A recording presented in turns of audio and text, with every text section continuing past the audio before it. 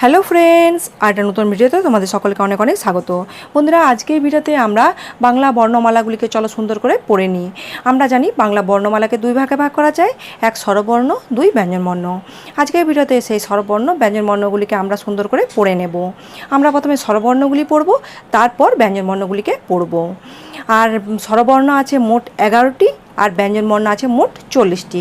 তাহলে চলো ভিডিওটা শুরু করি, আর তোমরা কিন্তু প্রথম থেকে শেষ পর্যন্ত মন দিয়ে ভিডিওটা দেখতে থাকবে। তাহলে দেখে নিই স্বরবর্ণের প্রথম বর্ণ কি আছে। স্বরবর্ণের প্রথম বর্ণ হলো অ, তারপর আ, তারপর হস্র ই, তারপর দীর্ঘ ই, তারপর হস্র উ, তারপর দীর্ঘ উ, তারপর রি, তারপর লি। কিন্তু বর্তমানে লিকে স্বরবর্ণের থেকে বাদ দেওয়া হয়েছে, তাই লিকে আর আমরা স্বরবর্ণের মধ্যে পড়ব না।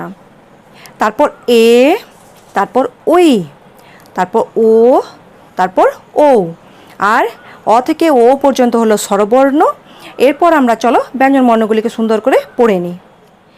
ব্যঞ্জনবর্ণের প্রথম বর্ণ হলো ক, তারপর খ, তারপর গ, তারপর ঘ, তারপর উ, চ, ছ, বর্গীয় জ, তারপর ঝ, তারপর ইয়, তারপর ট, ঠ, তারপর ড, ঢ, মূর্ধন্য, তারপর ত, থ, দ, ধ, দন্তন্য, তারপর প, ফ, ব, ভ, ম, তারপর অন্তস্থ জ, র, ল, তারপর ব, তালাবস্য, মূর্ধন্যস্য, দন্তস্য, হ, ডয় শূন্য র, ঢয় শূন্য র, অন্তস্থ,